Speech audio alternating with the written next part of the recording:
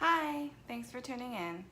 Today I want to do a vintage collection video. I don't have a lot of items, but I have picked up some vintage gems here and there.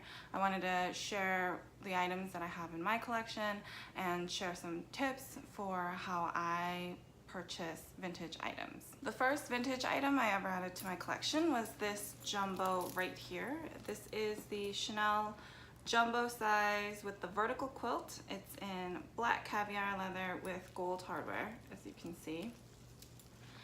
And it has a pocket on the back, and it is a single flap style because it was from, I want to say 92 or 93.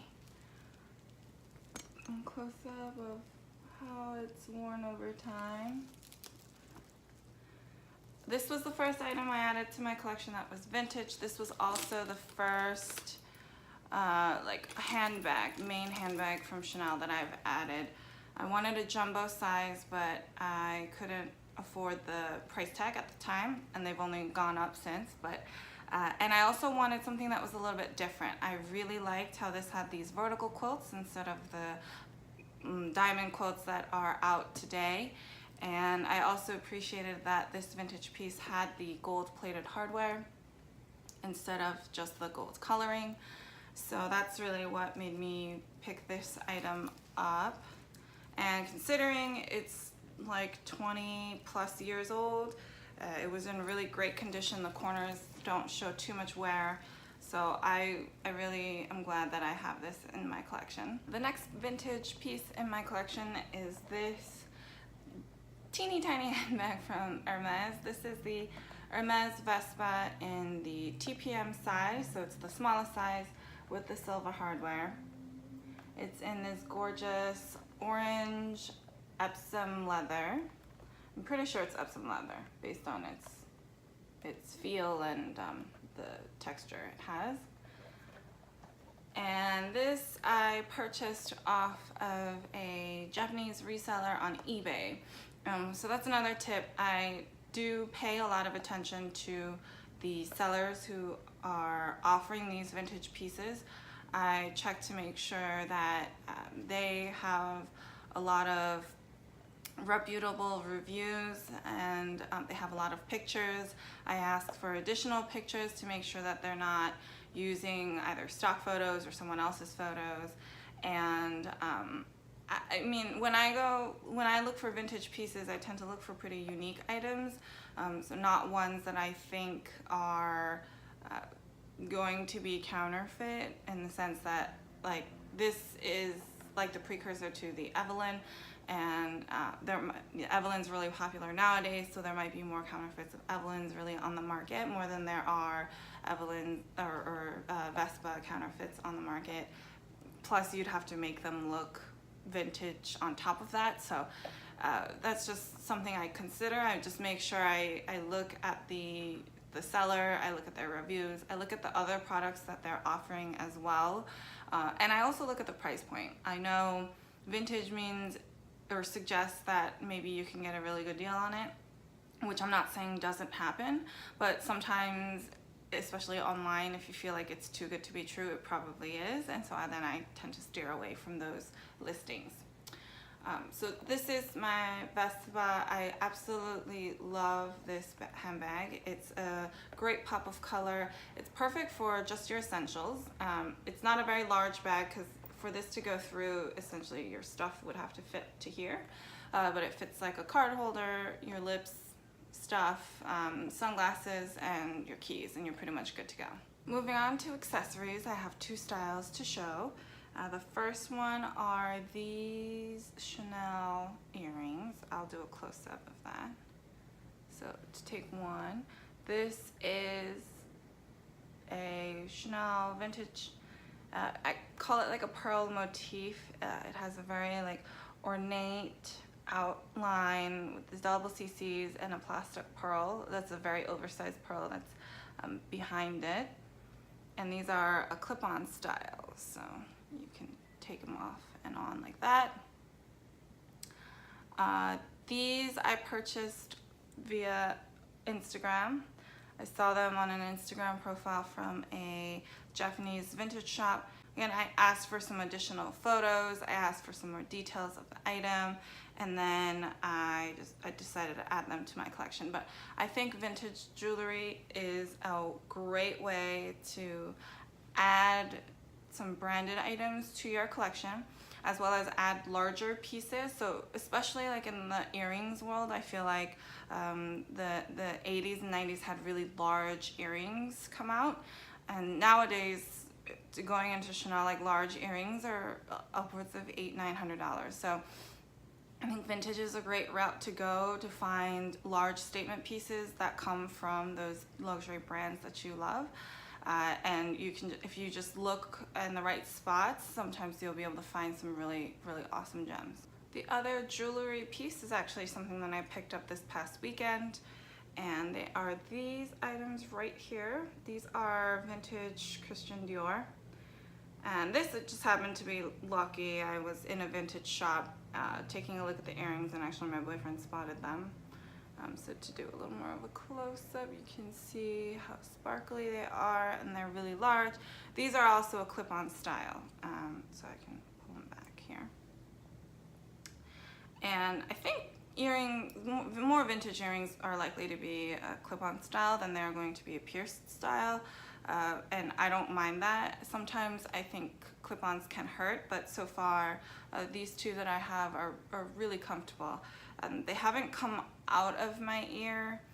Actually, this one did over the weekend. I wasn't necessarily, I don't move my head like too crazy when I'm wearing clip-ons, just in case they might want to fall out. But yeah, this one did. I was sitting down and it kind of fell off. So something to consider. I wouldn't necessarily recommend wearing these for like 16 hours a day, because there's a higher chance that it'll fall off. But these are a really great pair. I think based on the style, I think these are more from the 80s, maybe like the late 80s.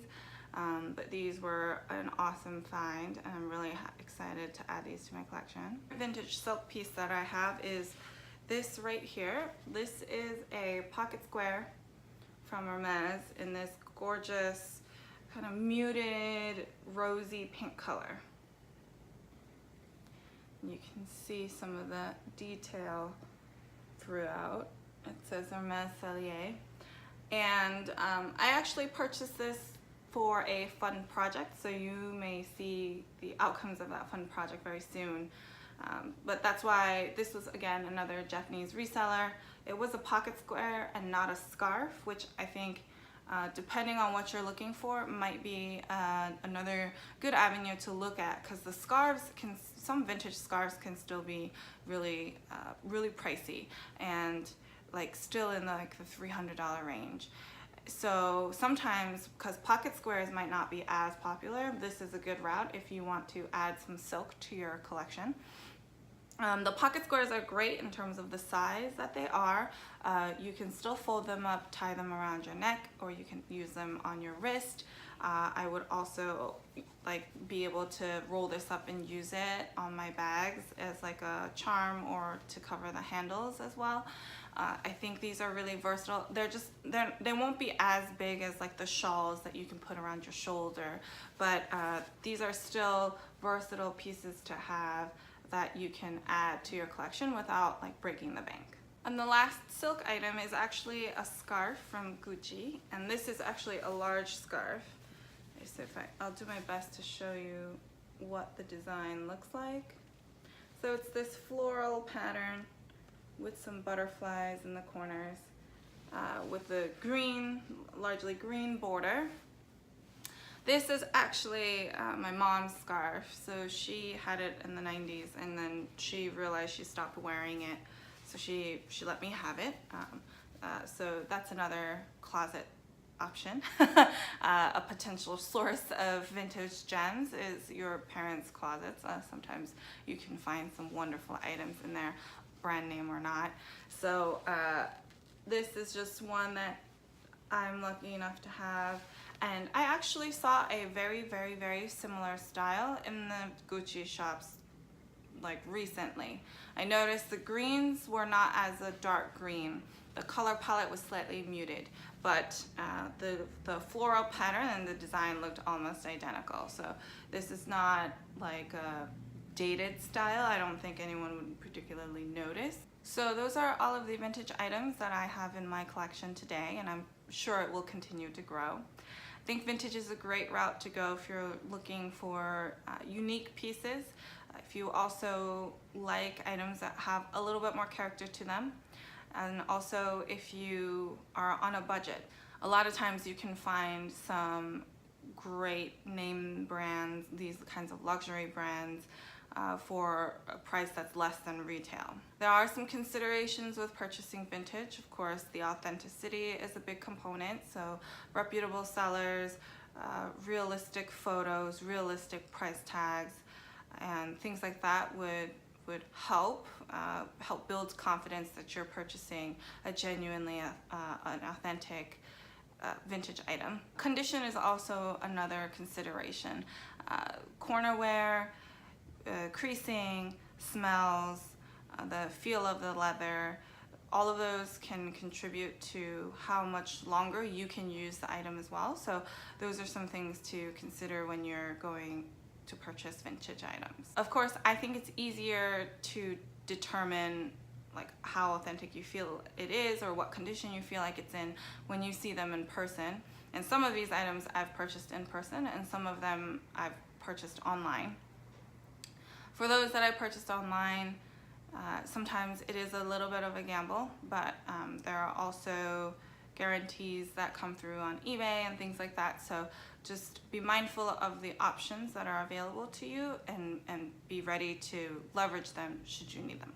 So that's everything. If you have any questions, feel free to leave them down below or head on over to Instagram, where I'd be happy to help however I can. If you like this video, please give it a thumbs up. I really appreciate all of your support and feedback. If there's anything that you'd like to see a more in-depth review or video on, let me know and I'll make sure to make that video sooner rather than later. I post new videos every Sunday, so if you'd like to be one of the first to know, feel free to subscribe.